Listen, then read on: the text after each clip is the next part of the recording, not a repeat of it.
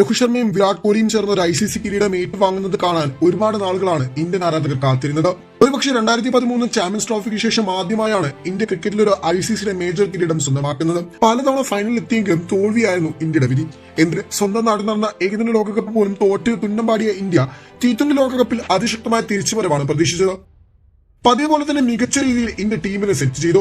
മത്സരങ്ങളൊന്നും തോൽക്കാതെ final വരെ എത്തുകയും ചെയ്തു. ഫൈനലിലും ആദ്യം ബാറ്റ് ചെയ്തപ്പോൾ അതിഗംഭീര പ്രകടനവും കാഴ്ചവെച്ചു. എന്നാൽ രണ്ടാം ബാറ്റിംഗിൽ ശരിക്കും ഇന്ത്യക്ക് കാലിടറിയിരുന്നു. കാരണം വിക്കറ്റുകൾ ആദ്യമേ എടുക്കാൻ സാധിച്ചിരുന്നുവെങ്കിലും പിന്നീട് മത്സരം ഇന്ത്യ കൈവിടുകയായിരുന്നു. 12-2 എന്ന നിലയിലായിരുന്നു ശരിക്കും സൗത്ത് ആഫ്രിക്ക. പിന്നീട് അങ്ങോട്ട് ക്രിസ്റ്റൻ സ്റ്റബ്സിനെയും കെന്നൻ ഡി കോക്കിനെയും കൂട്ടുകെട്ട് മത്സരത്തിൽ ഏറെ സൗത്ത് ആഫ്രിക്കയെ മുന്നോട്ട് കൊണ്ടുപോയി. സ്റ്റബ്സിനെ ഔട്ടാക്കാൻ അക്ഷർ പട്ടേൽ എറിഞ്ഞ കിടിലൻ ബോളിൽ നിന്നാണ് ശരിക്കും ഇന്ത്യയുടെ രസതന്ത്രം ആരംഭിക്കുന്നത്. അതിനു മുമ്പ് മാർക്കറത്തിനെയും റീസെ ഹെൻഡ്രിക്സിനെയും ഒരേ സ്കോറിൽ ഒരേ പന്തുകളിൽ നേരത്തെ പുറത്താക്കിയിരുന്നു. എന്നാൽ മത്സരത്തിൽ ടേണിംഗ് പോയിന്റ് ആയത് ക്ലാസനും മില്ലറും ക്രീസിൽ നിന്നപ്പോഴാണ്. ക്ലാസൻ സംഹാര താണ്ഡവമാടിയപ്പോൾ ഇന്ത്യ ശരിക്കും മത്സരം കൈവിട്ടു എന്ന് തന്നെയാണ് വിചാരിച്ചിരുന്നത്. മത്സരത്തിൽ ഇന്ത്യ ബോളർമാരെ മാറി മാറി പരീക്ഷിക്കാൻ ശ്രമിച്ചു. എന്നാൽ മത്സരത്തിന്റെ 14-ാം ഓവർ വരെ കാര്യമായ ചലനങ്ങളൊന്നും ഉണ്ടായിരുന്നില്ല. 14-ാം ഓവർ അറിയാമെന്ന് കുൽദീപ് യാദവ് വിട്ടുകൊടുത്തത് 14 റൺസാണ്.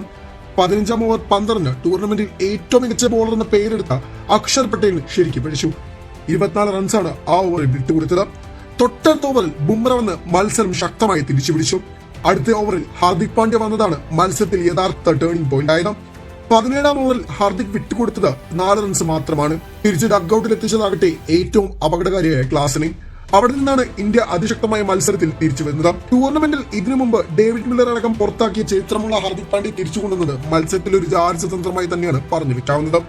തൊട്ടടുത്ത ഓവറിൽ ബുംറയുടെ 4-ാം ഓവർ. 18-ാം ഓവറിൽ ബുംറ വിട്ടുകൊടുത്തത് വെറും 2 റൺസ് മാത്രമാണ്. 19-ാം ഓവർ അർഷദീപ് വിട്ടുകൊടുത്തത് 4 റൺസും. അങ്ങനെ അവസാന ഓവറിൽ ജയിക്കാൻ 16 റൺസ് എന്ന നിലയിലേക്ക് കാര്യങ്ങൾ വീണു.